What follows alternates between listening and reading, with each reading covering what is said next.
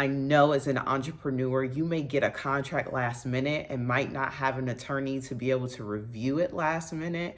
You might not even have it in the budget for an attorney, or it might just be so short of a contract that you feel like there's nothing in there that kind of looks off, and so it's okay to sign.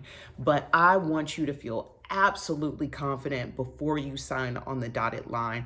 I see it happen so many times that there is something hidden in the small print, or there is a loophole that absolutely leads to heartache, heartbreak, and lost money and just lost time for entrepreneurs. And I want to help you avoid that.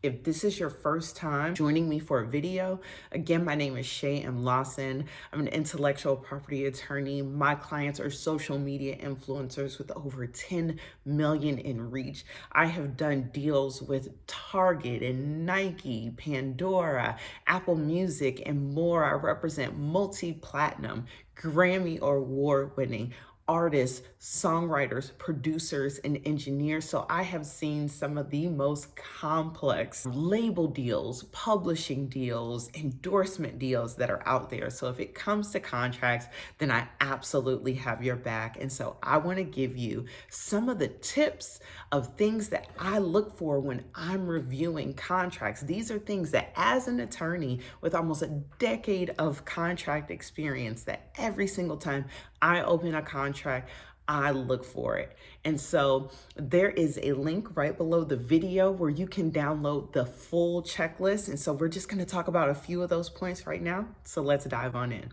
Let's absolutely get straight to the money. You want to make sure you know how and when you will get paid.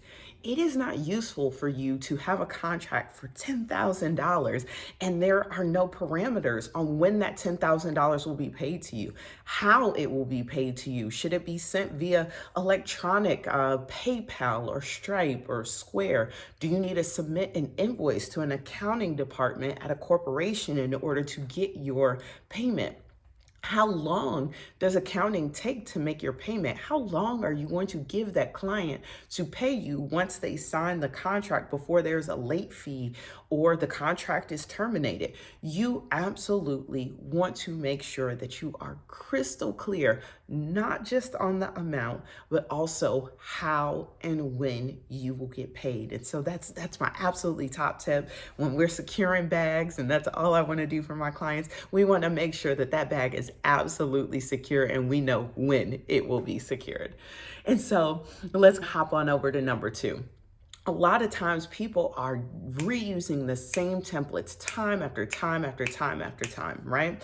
And I'm sure that you or somebody you know has probably either forwarded you a contract that they've used, or you found one that was over on Google. And so what you want to make sure, because I see this all the time as an attorney, is that the contract has someone else's name on it.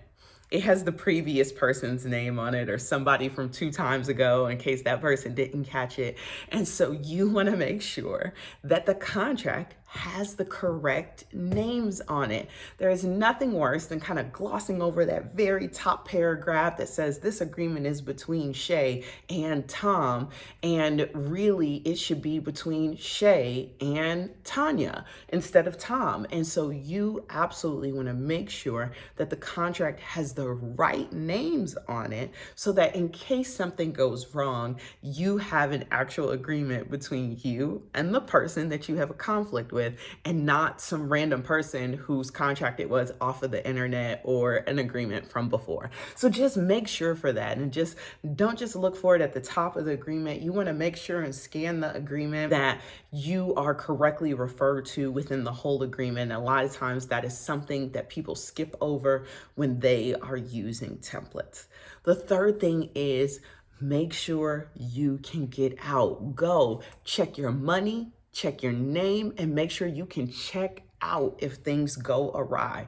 Go and look at that termination clause. See if it is both ways. If you are the person giving the contract and you're like, you know what, I'm not sure my contract has everything that it needs, or you have a contract that you're reviewing, you want to make sure that if something goes wrong, that you can absolutely get out of this contract, that you don't owe any money or any other obligation to someone.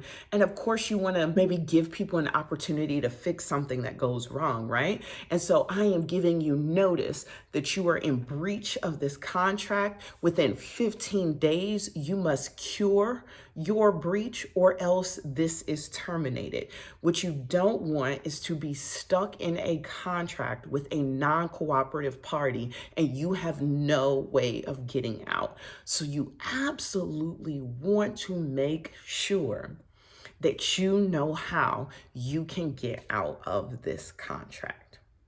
The fourth thing, this is super, super, super nuanced, and this is for my entrepreneurs that have already taken the leap to set up an LLC.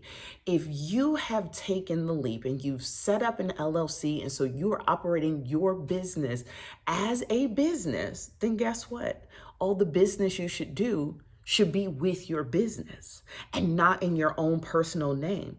So if I am Shay Lawson, but I own Cookies Galore LLC, and I am doing a contract with Tom to give him cookies for his party, the contract should be between Tom and Cookies Galore LLC. The contract should not be between Shay and Tom. The purpose of setting up your LLC was to protect yourself in case something goes wrong.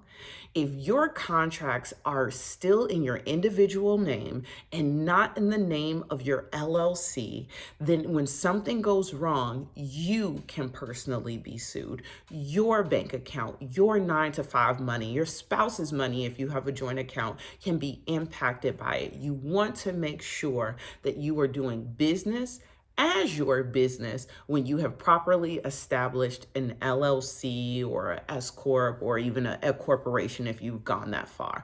And so that's a really nuanced tip, and that's for, my entrepreneurs that are further along, but you want to protect what you've built, right?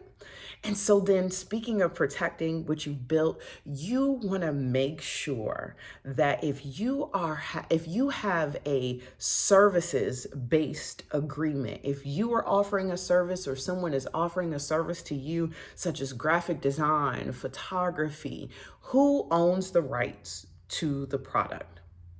If I am the photographer and I am being paid, once I receive payment, am I now giving the copyright to the photos over to the person in the photos?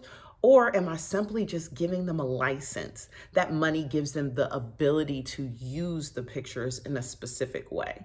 If you are doing social media content for a company, do they own the content that you've made? Do they own that Instagram post? Do they own that YouTube video? Or are you giving it to them for a limited time via a license for the use?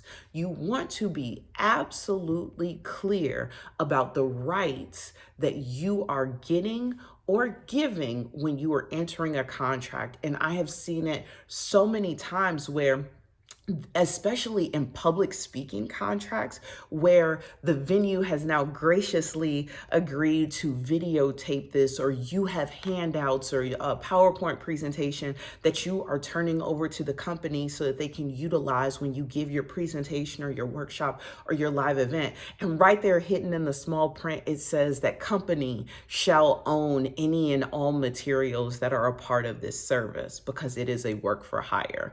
You absolutely want to look out for that. You spent a long time working on your product, on your workbook, on your live speaking engagement, your service, whatever it is, your content, if you're a social media influencer. When you're building your brand and your business, you want to make sure that there is nothing in the agreement that turns over your rights, that makes this a work for hire and turns over your copyrights or turns over your intellectual property in exchange for just a few dollars.